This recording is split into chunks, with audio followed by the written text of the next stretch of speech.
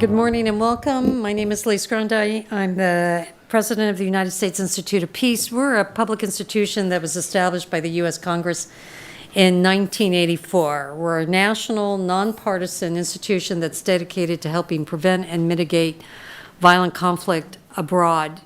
It's really an honor and a pleasure this morning to host a conversation with Ambassador David Hale on his new book, American Diplomacy Toward Lebanon, Lessons in Foreign Policy and the Middle East.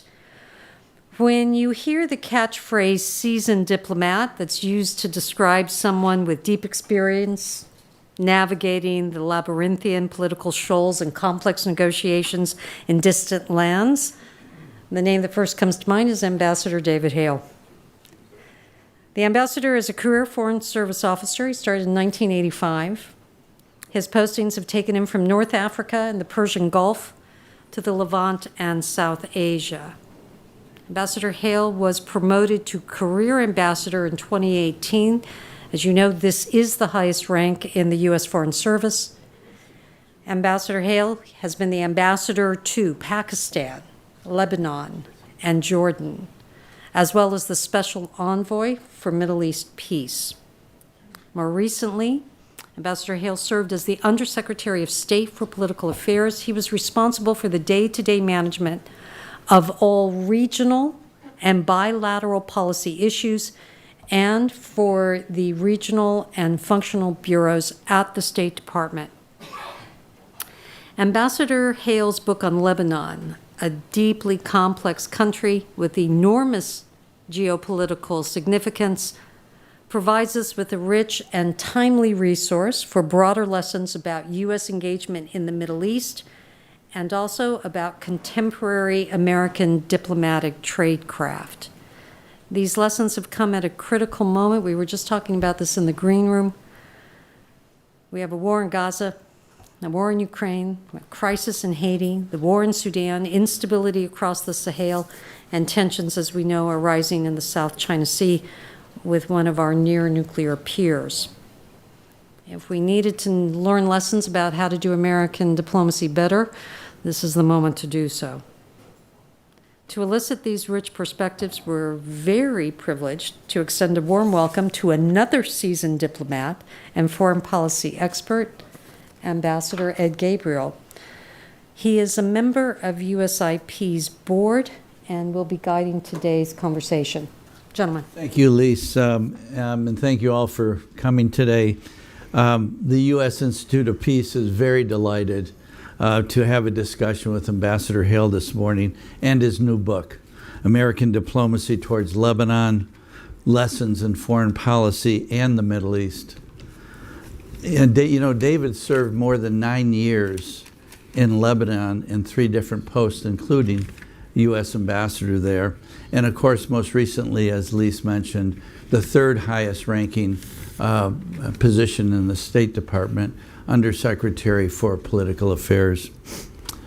In his book, David explores the legacy of U.S.-Lebanon relations, focusing on the key episodes that started with the country's independence all the way up through the Syrian civil war. Now, I got a copy of the manuscript before the book came out, and I have about 300 stickums in that book on important things that Ambassador Hale said, and I just found the book, a must-read for anyone involved in Middle East foreign policy making in the wider region, actually. He underscores the most the indispensability of the United States during its most tumultuous times, and also the intransigence of the U.S. As well. He goes on to talk about and predicts the destabilizing force of Iran in the region. So welcome, David. Thank you. Let me begin with a few icebreaker questions, if I may. I'd like to set the context for today's discussion with just 2 fundamental questions. Why did you write the book? In other words, what is it that you want the reader to know? and get from this book? And the second question is, why, in your view, should Lebanon matter to the United States? Well, thank you very much, Ed, and thank you for the very kind introduction, and thanks to all of you for being here and for your interest in this topic. I wrote the book because Lebanon had been a big part of my life, not just the 9 years that I lived there over a 25-year span, but for other reasons, people I knew, events that happened in my career elsewhere involving Lebanon. It really played a very significant role for me. And I like to say that for young diplomats, it's a great place to be an apprentice. Because, in a lot of countries, when you're more junior, you don't really do the normal diplomatic functions that you might think of as an ambassador or DCM. In fact, in Lebanon, you do, because all of these different factions, and there are 18 different religious communities in Lebanon, all of them want their own relationship with the great powers, including the United States. So all of them are clamoring for attention and influence with the American embassy. So inevitably, you are drawn in as a young officer into those conversations, so you have to learn very quickly how to conduct yourself. And all of this, by the way, is under the microscope of the media. Even our very young officers find themselves, like it or not, under media attention. So to me, it was a great education, and I wanted to share some of that with readers, because I also felt that over a period of time, there are a lot of things America did well. There are a lot of things that didn't go well that may or may not have been partly America's responsibility. But there were definitely lessons to be learned in the conduct of our foreign relations there. Your second question was the significance of Lebanon. This really comes down to geography in many ways and the demographics. Geography, for those I'm sure everyone in this room is familiar with, but to remind them, Lebanon is a very small country, the size of Connecticut, wedged between Israel, traditionally America's closest friend in the Middle East, and Syria, often our most hostile antagonist. And demographically, because of these 18 different religious communities, every cross-current in the Middle East, religious, cultural, political, economic, educational, ideas of politics, what have you, language, are all woven into Lebanon and repackaged and exported again. And many of these sects seek to have some kind of partner, as I mentioned, outside of Lebanon, in order to gain security or influence inside Lebanon to enhance their power through a relationship, whether it's a Sunni Muslim community seeking a relationship with Saudi Arabia, the Shia seeking a relationship with Iran, Christians looking to the West. That is often a very positive mix, but sometimes a very combustible mix as well. Yeah, in your book, I come away with one word, especially oscillation. Yes. Can you describe for us the themes outlined in your book, as well as the 6 episodes that you describe about U.S. involvement in Lebanon, please?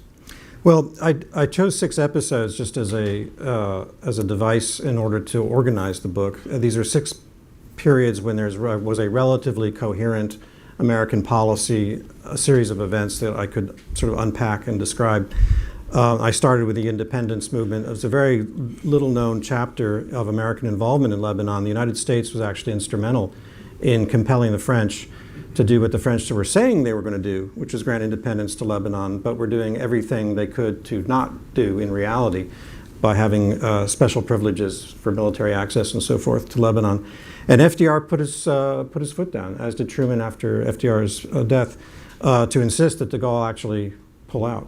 And they did. And then I moved through 58 when 14,000 Marines were sent by Eisenhower to draw a line in the Middle East between the West and, he thought, Soviet domination through the Arab nationalist movement. But in addition to the 14,000 Marines, he sent 1 diplomat. And the Marines didn't have to shoot in anger, but having 14,000 Marines behind you as an American ambassador is pretty good. And he was able to resolve the civil war underway there in Lebanon to our satisfaction. And then, of course, the civil war began in the 70s, and we sent an envoy to try to establish successfully red lines between Israel and Syrian troops that had moved into Lebanon. And then the 80s, which were a very unhappy period, where Reagan sent in 1,400 Marines, but the mission ultimately, in order to help the Israelis extricate themselves from Beirut, very reminiscent, by the way, of the situation in Gaza today. But then our mandate and our mission got very muddied, and we can go into that in more detail, and we stayed too long, and the Marines ultimately became a target of Iran and Hezbollah. And then into the 90s, where we focused on the Syria First strategy, in which we subordinated our interests in Lebanon in pursuit of what we thought would be a peace deal between Israel and Syria that never occurred. And during that period, Hezbollah gained a great deal of influence and power in Syria. And then finally, the Freedom Agenda and the 2006 war, which again has lessons, I think, for Israeli overreach and how do you extricate yourself from a war? How do you deal with asymmetrical powers? How do you deal with a proxy that hides behind civilians in a way that actually can enhance deterrence and security? The themes of the book, you mentioned oscillation. That's probably the primary theme. The primary takeaway I had from our involvement in Lebanon is that we would find ourselves, for usually very good reasons, getting very deeply involved in Lebanon, often to protect a friend like Israel. We would then overreach. We would find it was complicated. And we, in the words of Phil Habib, one of our great envoys in Lebanon, we would drop it like a hot potato. And then we would find ourselves in withdrawal and in a chapter of neglect. These moments of extreme involvement would usually be followed by long periods of absence. And my argument overall in the book and foreign policy in general in the Middle East is that we should do neither. The peaks of extreme involvement usually end unhappily, as I mentioned, so we shouldn't necessarily reach that high, but also the valleys of neglect are periods in which our friends, our allies, and our own interests suffer greatly. So we should try to even out the oscillations so that there is a constant level of reasonable, rational engagement to protect our interests. The other, in the conclusion of the book, I talk about problems with three sets of people. Problems with ourselves here in Washington in the conduct of our foreign policy, problems with our friends, typically Israel in the case of dealing with Lebanon, and problems with our enemies, which was Syria, now Iran, primarily. And the most interesting parts are the problems with ourselves, the self-absorbed, self-created difficulties that we have. And a lot of it has to do with the fact that we're a democracy. And as a democracy, we have trouble with staying power. I go back to the oscillations. Our enemies stay. Our enemies don't usually leave office except feet first. Our presidents come and go, and our policies change as they should. They should always be responsive to the needs of the American people and responsive to changing interests and changing facts.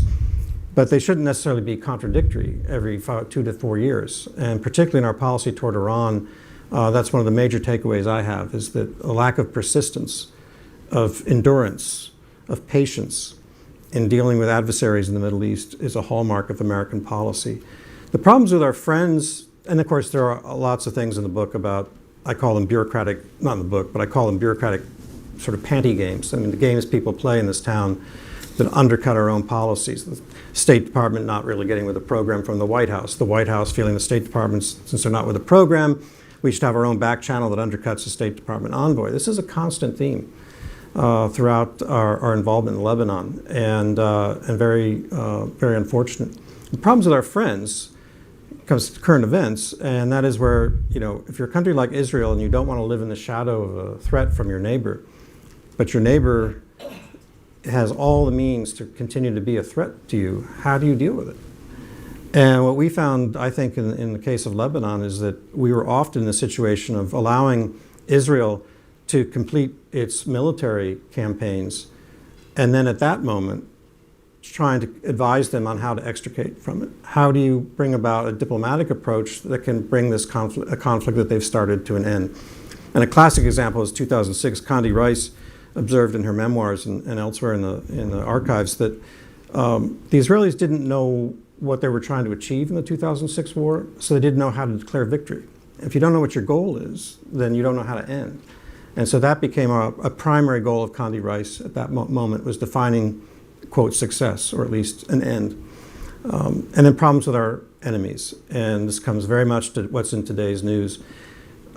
Even in 1983, when the Marines were bombed, two American embassies, our Marines were killed in quick succession. And Ronald Reagan, who is remembered rightly as one of the toughest of our presidents when it came to foreign policy and the use of force, did absolutely nothing. There was no retaliation for the death of all those Marines, of the American diplomats, of our Lebanese staff. There was a lot of talk, inside the NSC about attacking the Iranian Revolutionary Guards, who we concluded at the time and since have been able to prove did it. But there was no attack. And I can get into all the bureaucratics, and it was bureaucratics between DOD and state and the NSC that led to that result. But that was the beginning of the problem, because that was the birth point of Hezbollah. And if you're an Iranian leader and you observe this behavior pattern where not only did we not respond to that attack directly against the Iranians, we didn't respond against Hezbollah. And then they started taking American citizens, innocent American citizens, professors at AUB, journalists, hostage off the streets of Beirut. What did we do? We tried an Iran-Contra deal. We tried to do a bargain. And you can just go right through the history of the Iranian-American relationship in which we really didn't hold anyone accountable on their end. And I think it should be no mystery then why they've been able to gain the level of influence that they have in the Middle East today. In Beirut, in Baghdad, in Damascus, in Sana'a, the Iranians basically can call the shots, at least on the things that matter to them. And that's not our fault, but our inability to really respond to this threat contributed to it. Thank you. This spasmodic approach that you're describing is evidence, I think, in respect to the current Israeli-Hamas-Gaza war. They're talking now about a lurch back to the two-state solution after it being dormant for so long. David, how do you rebuild consensus domestically and internationally towards a two-state solution, and what would be your advice to the Biden administration? Well, the two-state solution is something that many in this room toiled on, myself included, for many years. I was a Middle East peace envoy, had served George Mitchell in that role, and then when he retired, I replaced him for 2 years and worked very hard with Abbas and with Netanyahu, who was prime minister at that time as well. Even then, the ingredients for a two-state solution were very hard to identify and bring together and create something new. And after I left office, John Kerry, of course, as Secretary of State, brought enormous energy and brain power to the issue. And he too, after 1 year, found that he could not reach a breakthrough on a two-state outcome. And there's been no serious effort since then. And I would go back to my theme of spasms and oscillations. If you believe that a two-state outcome is essential for stability in that part of the world, then you need to not neglect that goal for a dozen years, which has been the case, and then wonder why, when you go back to it, it's even harder. The climate in the region before October 7 was not particularly conducive to this. God help us now. How you're going to create public support on either side for the kinds of compromises that are needed. The reason we couldn't get an agreement, in my opinion anyway, during the Obama years, either through Mitchell or through Kerry, is we could not bridge the gap between sovereignty and security needs. The sovereignty of the Palestinians on territory, but the security needs of the Israelis. And we tried multiple ways. We had everyone you could think of as a security expert on our side coming up with creative ideas. We had all kinds of offers of technology that we were prepared to make, none of which could square that circle. And so you think after October 7 it's going to be easier? Not you, but I mean, does one think it's going to be easier? Does one think that the Israelis public is going to be more inclined to compromise? The opinion polling I see shows that the overwhelming majority of Israelis do not accept the two-state solution. They believe that Hamas would then take over the West Bank. I'm not saying that's correct, but that is a reality that has to be dealt with if we want to climb back into a negotiation that has any chance of success. Because the last thing, again, in my opinion, that you want to do is launch a negotiation that's going to fall flat within weeks. It can't. That would lead, as it did in 2000, to an intifada again. So what would you advise the Biden administration to do? Are you saying stay away from putting together a two-state day after solution, or what's your advice? I don't think we can ever walk away from a two-state solution. I think if the United States were to state that it no longer believed in that, it would have ramifications for our interests that would be very negative. But I don't believe that we can just jumpstart that process overnight. I think right now, if I were in office, I would be advising a couple of smaller steps in Gaza to be working on. Again, people talk about reform of the PA as if changing the prime minister is going to suddenly be, hooray, we've got a new PA. It's not. It has to be much deeper than that. Inside Gaza, we could be doing things to help reestablish security, maritime interdiction operations, things that could convince the Israeli public that their security needs are being taken seriously. The better performance in Sinai against the tunnels. Obviously ramping up humanitarian assistance, economic strategies, and then in terms of governance, again, don't just think you can wave the magic wand and have a state emerge. You have to start building it up from beneath. And in a place like Gaza, there are neighborhood associations, there are business associations, there are nurses, there are doctors, there are educators. There are people who have credibility at the neighborhood level because they've survived and they've served their people and they're not political. And those people should be entrusted to begin to govern their neighborhoods and to talk about what it is they want in the long run. Because again, the two-state solution is talked about as if it's something coming from outside, whether it's Ramallah or from Washington or from Europe. It's got to be organic. And right now, I don't see how you do that except by starting at the most basic level with whatever remains after this campaign is over. Do you think that part of the reason for the Biden administration focusing, among other things, on the two-state solution, that it's partly to address a domestic audience who are very much against what's going on in Israel today? No doubt, and that's legitimate. I mean, we're a democracy, and so our domestic politics are bound to influence our foreign policy. In fact, they must. But it has to be enlightened self-interest. And so again, I would hope anyway that once the shock and horror of what we see on our evening news or on our social media every day, once that has stopped, that we can have a more rational conversation about what's really going to help build enduring peace. And so launching negotiations on a two-state outcome, next week, it's going to fail. And that's going to set back that entire concept for quite some time. So you have to build toward it. And that requires education. It requires educating people who may not, it's been almost a generation, as I said, since we've had a serious peace effort on our part. So you have to educate a public as to what it really entails. And what's going to be an American commitment, by the way, to this. Because if we're going to sponsor talks, there has to be some expectation anyway on our part that we're going to contribute to the outcome of peace. Not just economically, but I talked about security being a major need in the future. So we'll come back to the Israel-Lebanon border in a second. Let's talk about Iran, which is really one of the most important things you discuss in your book. You suggested that all roads lead through Tehran when it comes to Lebanon and the greater Middle East. What do you think the pressure points can be on Iran to change their behavior? What can the United States do to change that behavior?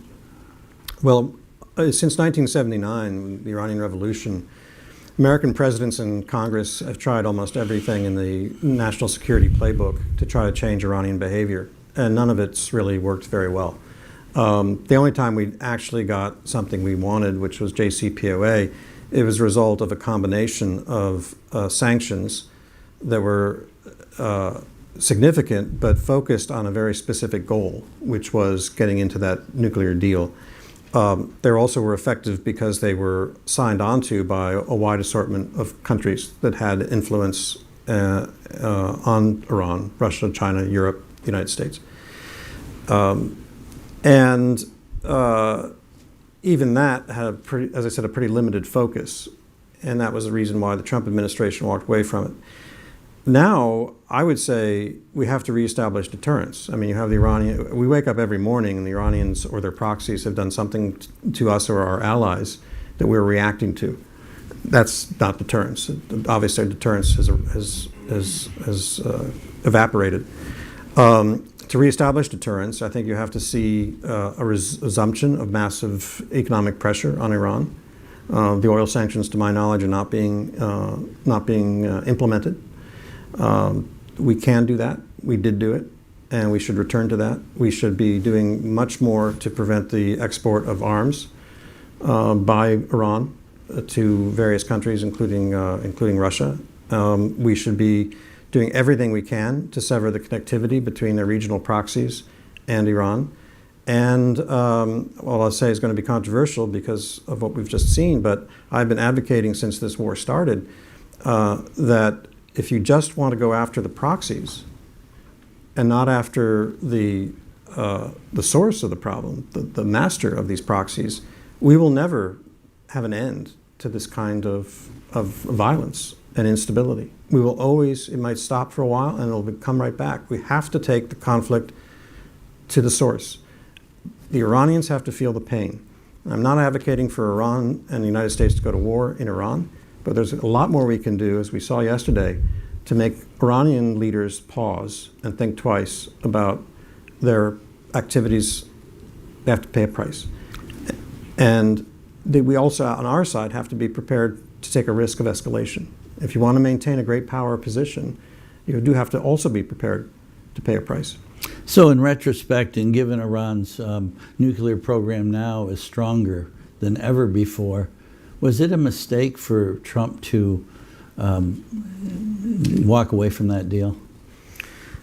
Well, it's a kind of a hypothetical because he did, and now the timetable, Biden administration came into office, pledged to resume and to return to the deal. The Iranians didn't cooperate. And the whole timetable and structure of that deal no longer really is very rational. I would say, I would cast the question slightly differently. I was a professional diplomat. I was capable of defending any policy that was thrown my way. Obviously, I now can voice my opinion and do. But the point is that any policy toward Iran, whether it's maximum pressure, which was the Trump administration's definition of its policy, or whether it's the kind of engagement negotiation strategy of the last part of the Obama administration and the first 2 years of the Biden administration, you got to stick to it. Okay, you can't judge it by what happens in 18 months, right? I mean, a maximum pressure strategy of sanctions by definition isn't going to change behavior in 18 months. So it may never have, I mean, we don't know. But that has to be persistent, which goes back to your point I was making. In democracy, our policies have to be bipartisan. Personally, I'm a hardliner on Iran, but I'd give up 20% of my hardline policy if it bought me, 40% of the U.S. Congress to join the other part of it, because then we could stick to it and test it. So this stick-to-itness, why didn't Trump stick to it and build upon it when he took office? Would that have been a better approach? He came to office convinced that it was not a good deal, primarily, in my opinion, because of Iranian behavior in the region, which JCPOA did not, by conscious design, did not address. We would not have had that coalition I mentioned of Russia, China, Europe, the United States agree on the regional behavior of Iran. We only agreed on one significant thing, which was the nuclear program. But I think the thinking in the Obama administration was that if you got that nuclear deal, then the moderates in Iran would start to have more influence, and then we could start to work on sort of moving Iran toward a more moderate direction. And that was a complete fallacy. On the contrary, the moderates were not particularly strong and were sidelined, and the Soleimani wing, the IRGC, and that element gained more and more traction in the Middle East. So that was the situation that I think the Trump administration saw and tried to address when it came to office. Do you think maybe when it comes to Lebanon, we're looking too much through the prism of Iran's role in the region, which prompts the U.S. to accede to a weak Lebanese group of leaders in government? What's your view of that? Well, if you take time to look at Lebanese history, I think you'll see, at least I do, that Lebanon is a weak country. It doesn't have really a coherent state because of these factions. The state was designed deliberately to be weak. Every one of the major factions has a veto on its power, so basically it can do almost nothing, particularly at times of crisis. And any element in that mix that's prepared to use arms will have the upper hand. And since the end of the Civil War, when all the other factions agreed to disarm, Syria and the Iranians were able to preserve the arms of Hezbollah using the justification of the Israeli occupation of the south. Well, the occupation ended in 2000, so there's really no pretext anymore, but the arms remain, and there's no force prepared or willing to remove the arms. 1701 was about, obviously, disarming Hezbollah. So I don't think it's a mistake to look at Lebanon through the prism of Iran. I think it would be very misleading not to identify that. There are other prisms that are important and we shouldn't lose sight of. But that is one of the major fault lines in Lebanon as it is in the Middle East today. Thanks, David. Let's move on back to Israel-Gaza angle. As we observe the consequences following the October 7th atrocities, there appear to be some important parallels with earlier instances in U.S. policy engagement in Lebanon. Give us, the audience, some key takeaways that you see in this regard. Well, the obvious parallels are the Israeli invasion in 1982 and strategy to basically wipe away the PLO infrastructure, leadership, ability to use Lebanon as a base at that time. And then a more ambitious strategy as well to push the Syrians out and also to see the election of a new president of Lebanon who would be inclined to normalize relations with Israel. Huge overreach. In 2006, an accidental war. 82 was a war by design. 2006 was an accidental war that began. I think both sides, in hindsight, view it as having been a mistake. It was devastating.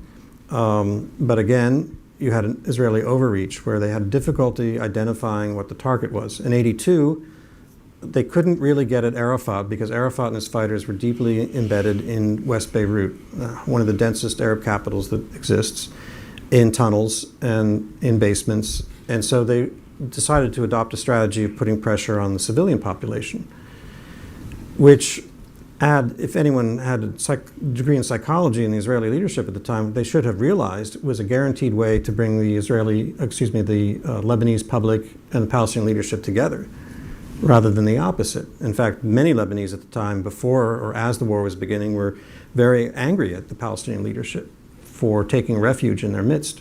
But by the time that siege was over, the feeling was, well, this is what we have to deal with, and I'm on the side of the Palestinians. And so and the situation between Reagan and Prime Minister Begin became extremely stressed out. Reagan was constantly telling Begin to stop, and Begin was lying to him. Begin would say, oh, we're not doing anything. And there were these moments where Phil Habib, again, our envoy, would take the TACSAT phone and talking to Washington, and Washington said, hear this, those are Israeli shells.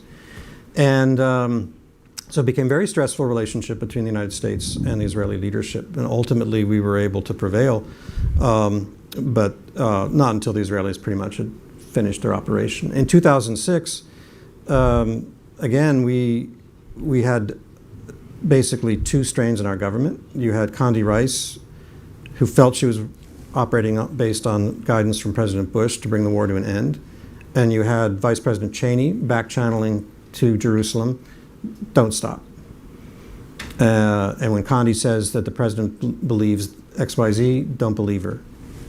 The vice president understands better. She had to go back to Crawford, Texas. This was a summer war. And it all got laid out in front of the president. He slept on it overnight, and he wrote out handwritten instructions that backed up Condi Rice and said, there's too much at stake in my freedom agenda, because he was trying to promote democracy in Lebanon. We have to bring this war to an end. And that's when she was able to really mobilize and work with the French to bring about a ceasefire. Great insights, thank you. We talked last week about how the Biden administration is doing a pretty good job up until now with de-escalation on the Lebanese-Israeli border, with the good work of Presidential Envoy Huckstein. But boy, this weekend has changed all that. There's been more bombings in Bekaa. They've been previously in Beirut, and now the Iranian embassy in Syria. What's the chances, David, for a wider war, in your opinion? How do you game that? Yeah, well, I appreciate you're saying wider war, because it is a war going on. Only because Gaza is so much worse does it not draw our attention, except when there is occasionally something that really spills over. But on both sides of the border, there's been essentially a depopulation. Numbers vary, but close to 100,000 Israelis have evacuated the north since October, and similar, if not greater, numbers of Lebanese from the south. And this is, from a humanitarian perspective, pretty intolerable. And then you have the ever-present risk of miscalculation. I mean, that is the history of warfare, is a history of miscalculations. Of both of these parties think they know exactly where the red line is of the other one. They think they know exactly how far to push and then pull back. Well, if they knew exactly how to do that, we wouldn't have had all the wars that we've had up till now. So I think that is always a danger. There's always an accident that can happen. You might remember Kana in the mid-90s when I'm convinced the Israelis did not intend to, but they fired upon a place where civilians were taking refuge, and the carnage was really quite extensive and moved that whole conflict to a new phase. I would say that the risk of escalation is quite high, and the problem today is that the level of armament and the sophistication of the armament that both sides have stockpiled since 2006 would make that 2006 war look like a tea party. Okay, the extent of Hezbollah's ability through both highly sophisticated missiles and very low, what would be the opposite, very simplistic missiles that can go undercover beneath the various defense mechanisms the Israelis have is quite substantial. And I think this is holding both sides back. And I thought there's a very good piece I saw a couple of weeks ago that tried to explain why is it that the Iranians are not unleashing Hezbollah more than they are already. And I don't know if this is true. I have no inside information, but there's some compelling, I think, argument behind this. It's because they want to preserve Hezbollah's capacity, because that capacity is Iran's deterrence against an Israeli attack on Iranian nuclear facilities. If they can hold a credible threat that if Israel attacks their nuclear facilities, Hezbollah will be unleashed, they think that is some level of deterrence. Again, I don't know if that's true. There may be some logic to that. So there may still be, even after yesterday's attack in Damascus, a reluctance to really let things go in South Lebanon. But we don't know. It's going to be a decision made in Tehran, not in Beirut, probably not in Jerusalem. So given this heightened tension that you've just described, we've talked about, I think it's safe to assume that any ceasefire in Gaza will not automatically create a ceasefire between Israel and Hezbollah. What do you think the trade-offs are for Hezbollah? What is it that we can give Hezbollah or deal with Hezbollah on that would bring calm to this hair trigger scenario? Yeah, right. I mean, there certainly won't be an end to the tension in South Lebanon until there is a resolution in Gaza. The question I think you're posing is, will that be sufficient? And I think that Hezbollah wants to go back exactly to where it was before, which is the ever-present shadow that they can pose over Israel. And I don't think after October 7 the Israelis will tolerate that. That's right. Which is what's fueling this speculation and even statements that some Israeli officials make that threaten an escalation or a widening of the war. So our diplomacy has to deal with a new reality, which means old solutions probably aren't going to be able to deal with a new reality. But there are tools that we have that we should be working with and not throwing away. 1701. Okay, we've talked about implementing 1701 since it was passed in 2006. We haven't really made a serious effort to impose it. And that's something that I think we're going to have to think about again. Now it's really hard. And Hezbollah will have many, and by imposing it, I mean disarming Hezbollah and demilitarizing the border. That's what 1701's unfinished business largely is. And that means going back to who's calling the shots. Hezbollah is part of it, but it's Iran. So how do you apply sufficient pressure on Iran that puts 1701 back into activation? So let me ask you, there's a lot of worry in Lebanon by the government and other people there that Hezbollah would get the presidency get to pick the president in Lebanon in exchange for maybe a 10-kilometer buffer zone. What's the U.S. position on that? I'm a little bit off message when it comes to the presidency. I don't want to say anything, particularly to my Lebanese friends, that suggests that I don't attach importance to the presidency. It is important. It is the highest Maronite Christian position in the country, so it's important for that community. It's also important for the cohesion of the country and the functioning of a government, because without a president, they can't really appoint a full-time prime minister. Without a prime minister, they can't get a cabinet going, which means they can't address all of the economic and financial problems as thoroughly as otherwise could be the case. But, you know, it's a little bit like walking into a rug merchant's shop and saying, I want that rug no matter what it costs. I want that rug. Let's begin our bargaining. Okay, that's the West's approach to the presidency. We want a president. We aren't even talking about the who. We're talking about filling the vacancy, as if it's more important that it be filled than the nature of how and who fills it. Because it's going to be a package deal. It's not going to just be about the presidency. It could be about the things you just mentioned, trying to get a deal involving the South. More typically, it involves also the prime minister, the cabinet, these other factors. So you don't start in saying that's the most important thing I want. That just raises the price. I think we should be putting the presidency aside. We should not be neglectful of it. But for now, there's a war going on, and to try to link these two together will only further enable Hezbollah to raise the price. And so I would instead focus on bringing this conflict to an end, reducing Hezbollah's ability to use its arms to get its political way in Lebanon, and then start talking about what the Lebanese can do, not outside powers, to reconcile their differences sufficiently to elect a president. So just to get into 1701 a little bit, Envoy Huckstein is saying, look, I'll take what I can get. And by that, I think they mean, can we end hostilities, create a 10-kilometer buffer zone, stand up the LAF, kind of incrementally looking at these things, even deal with a commitment to deal with infrastructure there, so the U.S. is involved, not just Hezbollah, on its way to hopefully full implementation of 1701. What's your view of that, and what's your view of the chances of getting all the way to 1701 in the next year? Well, I think if they can achieve that, the administration will have achieved a great deal.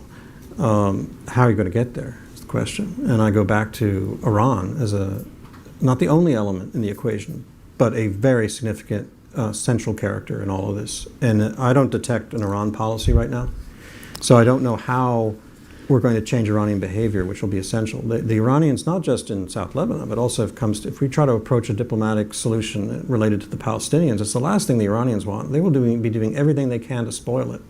So how are you going to stop that from there being a spoiler? And so again, you have to have an Iran strategy, not necessarily a Lebanon strategy. You also have to have the Iran strategy, and that is a missing element I see. But yeah, if those pieces can begin to be put into play, that would be a fantastic platform. But then, back to my theme in the book about oscillation and spasms, we better not have a spasm when we're done that has us go away, because then all of those elements will just one by one fall apart. Is it in U.S.'s interest to have an Iran strategy in concert with and in cooperation collaboration with Saudi and some of the other Gulf countries? I think it'd be key. And I think one of the things that was happening before October 7 was a hedging strategy by those countries, because they no longer had confidence in the integrity of the American security umbrella. And so they needed to make their own deals with Iran. And again, we need to turn the tables on that kind of thing. Make our allies and friends feel that confident in the United States approach, which means they have to be part of it. This has been great, David. Thank you so much for this. I want to end with a couple of questions on broader lessons in American diplomatic tradecraft. At USIP, we're looking to highlight instances of creative U.S. diplomacy. Can you unpack for us an example of creative U.S. diplomacy from your Lebanon experience, the complexity of Lebanon, and maybe across the episodes that you highlight in your book, regardless if they were successful or not. Yeah, one of the ones that's less known here in Washington is a guy named Dean Brown, Foreign Service officer, was sent to Beirut in 1976 by Henry Kissinger because we were worried as the Syrians were moving in much more overtly in uniform, their soldiers into Lebanon. At that time, to protect the Christians against the Palestinians. The Syrians were ostensibly allied to the Palestinians, but they didn't want the Palestinians to have the upper hand in Lebanon. As they began to move in, the Israelis got very nervous that while anything that diminished Palestinian power was good, but what were the Syrians really intending to do? Were they going to move further south? So Kissinger sent Brown with very unrealistic instructions to basically wipe out the Palestinians, get the Syrians out, all the way down the list. Bear in mind, this is during the Cold War period. And Brown got there, and he had great credibility because he had helped save the Kingdom of Jordan as ambassador in Amman. He developed very close relationships with Hussein when Hussein was battling the Palestinians and really played a key role there. So everyone respected Brown. And Brown was there for about a week, and he went back to Henry Kissinger, one of our most powerful and sometimes rather difficult secretaries of state. And he said, my instructions are all wrong. We need to work with the Syrians, not against the Syrians, because that's the only way we're going to get what we want.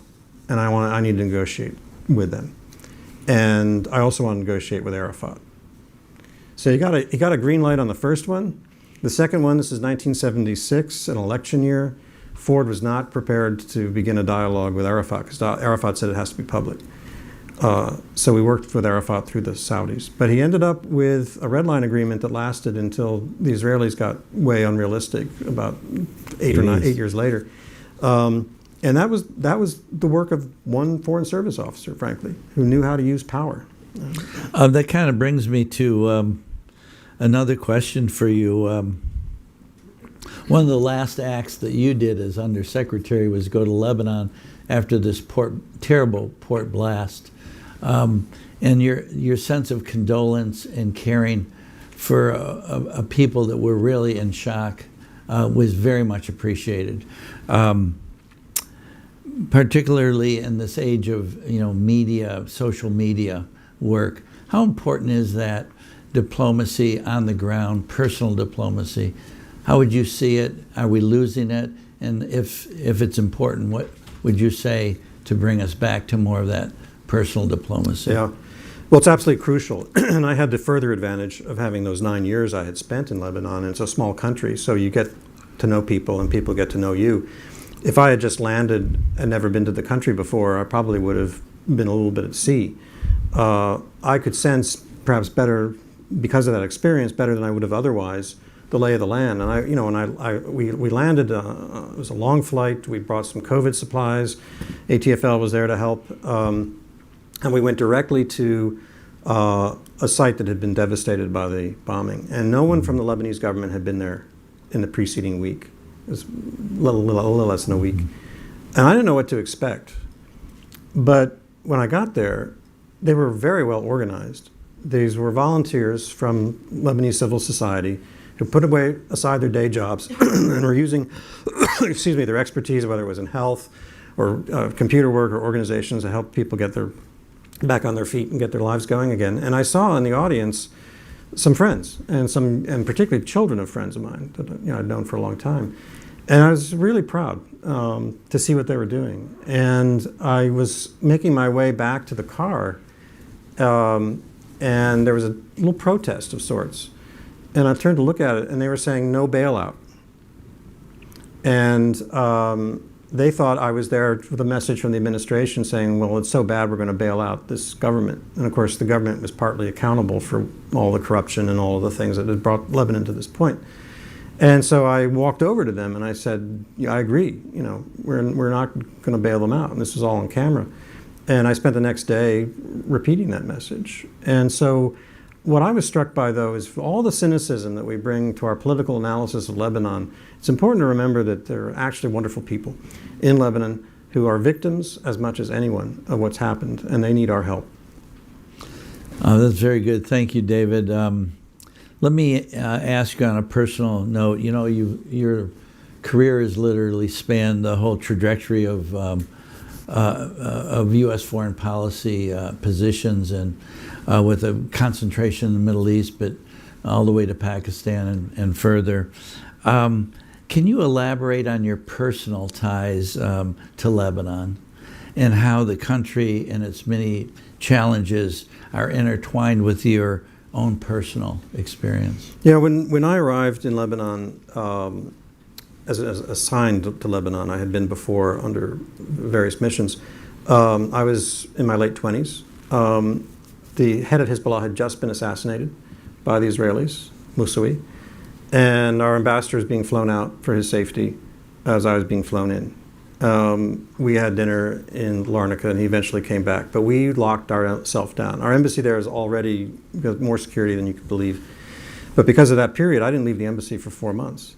But back to your earlier question about the personal ties, because Lebanese are so outgoing, and because they're so determined to get their point of view known. And give you dinner. And give you dinner, and so forth, that they broke down all the barriers that we were trying to build, not against them, but incidentally kind of made it harder to come see us. This is before social media and cell phones and all of that. And they wanted to come meet the ambassador, and if they couldn't meet him, they'd meet me. And that's how we began these relationships. And so it's absolutely crucial that we not forget that is the building block of diplomacy, is a personal relationship.